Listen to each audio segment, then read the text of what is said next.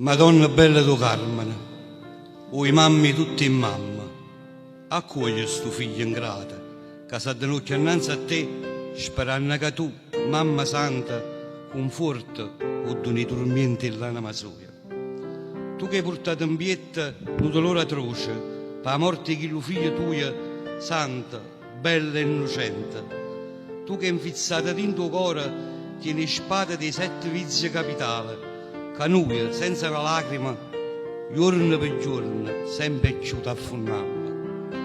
Tu, oh Madonna mia, rispondi a sta preghiera mia. Fa come una tormentata trovasse una pace mai trovata. Fa che i popoli della terra non facessero più guerra. Fa che la gente di tutte le razze sta sola grazia t'addimannasse.